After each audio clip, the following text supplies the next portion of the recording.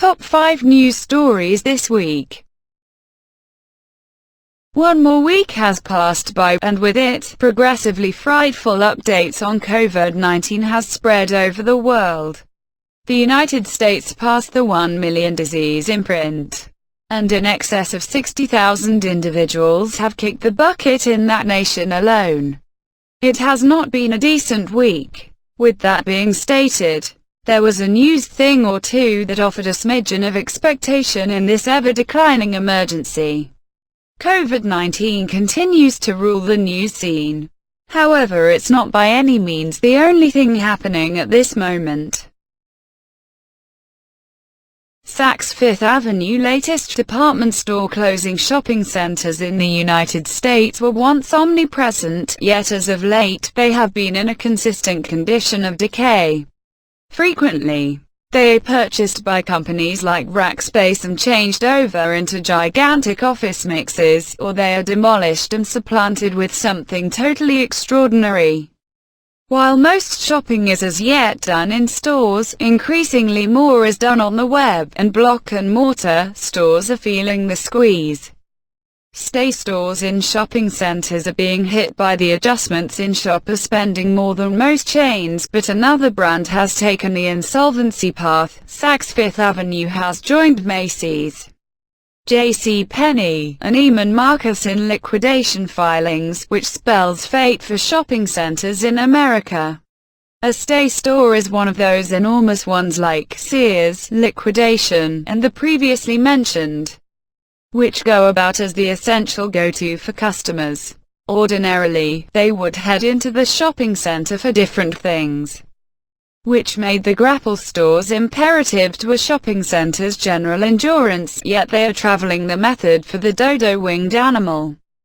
Saks had to document Chapter 11 insolvency subsequent to missing installments on at any rate 2 business contract upheld protections which started in 2015. That missed installment affected 34 properties, which incorporate 10 Saks and 14 Lord & Taylor stores. Win for gun rights in New York. The U.S. Supreme Court discharged a few significant choices this week, with one choice about the Affordable Care Act bringing about a misfortune for the GOP.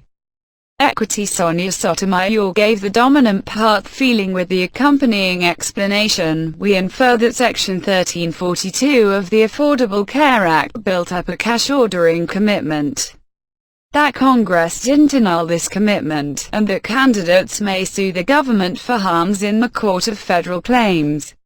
Essentially, this implies the legislature owes more than $12 billion to backup plans as per the law. The choice accompanied an 8-to-1 larger part, leaving Justice Alito as the sole dissident. Another choice made by the court was significant in the realm of firearm rights, however it was all the more in absence of choice than all else. In a 6-to-3 vote, the court selected to give an unsigned supposition identified with the firearm rights law in New York City and express that constrained an individual's entitlement to convey a weapon outside the city to shooting ranges.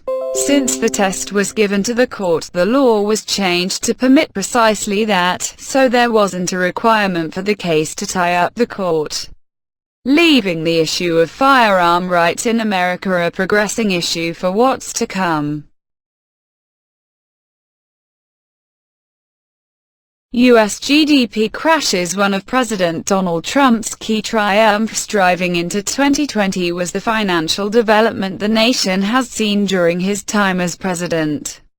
Truth be told, the U.S. had a record time of development, yet COVID-19 has totally crashed it, and as the numbers turned out on Wednesday, it appeared to be clear the pattern would proceed in a descending direction. The evaluations being tossed around before the discharge were between 4% to 11%, and at long last the GDP for the U.S. shrank by 4.8%. Which is luckily on the lower end of expectations. That's the most honed decay since the Great Recession over 10 years prior. And it wraps up the longest time of monetary development in the country's history. Shockingly, Wednesday's numbers do exclude the full effect COVID-19 has had on the economy, as it just considers the primary quarter, which saw the start of lockdowns that proceeded through April. When those numbers are considered into the second quarter GDP, the economy may shoot through downturn domain and head straight for a downturn. The greatest effect on the GDP accompanied the loss of shopper spending, which dropped 7.6% during the primary quarter. Consistently, the U.S. Labor Department discharges a report, which incorporates the quantity of new joblessness claims made, and Thursday's report puts that number at 3.8 million. That number pushes the 6-week aggregate of new joblessness cases to 30.2 million. The country hasn't seen such an expansion in joblessness since the Great Depression, which saw the jobless rate ascend to 25%. While the numbers this week are high, they do show a diminishing pattern, as a week ago's jobless case beat out at 4.44 million. Jerome Powell, the chairman of the Federal Reserve, noticed that the current jobless rate has reached two-fold digits when the numbers for March are thought about. The current revealed rate is 4.4%.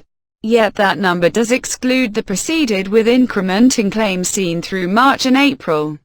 Powell said the number would almost certainly transcend 10% into the subsequent quarter. However, there is a potential break in the tempest not too far off. With a few states starting to loosen up limitations, furloughed representatives are starting to come back to work, which should see jobless cases declining into May and June. Then again, not every person is battling. One of the principal things to affect Americans during the COVID-19 pandemic was the prompt loss of work and salary. A large number of individuals were abruptly terminated or furloughed, as their work environments were closed down to stop the spread of the infection. Congress acted moderately rapidly in passing the CARES demonstration, which gave financial upgrade installments to residents with the expectation that the cash would assist individuals with breaking all the way to the finish of the lockdown. Yet some consider it to be short of what was needed, and numerous individuals are battling. That is valid for some Americans, however, as indicated by a report from the Institute for Policy Studies. Not all residents are confronting such financial hardship. The report, titled Very Rich Person Bonanza 2020, Wealth Windfalls, Tumbling Taxes, and Pandemic Profiteers, was distributed on April 23, and it demonstrated an expansion in total assets for America's extremely rich people in overabundance of $282 billion over a time of only 23 days during the across-the-nation lockdown.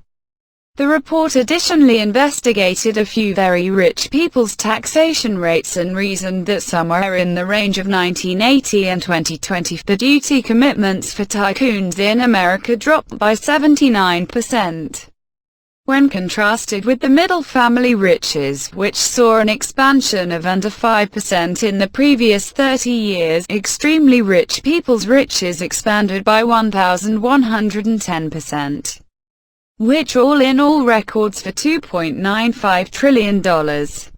Express gratitude toward God. Ultra-extravagance retail establishment Bergdorf Goodman isn't one of the shops closing down in New York. Thank you for watching. Don't forget to subscribe if you liked the video.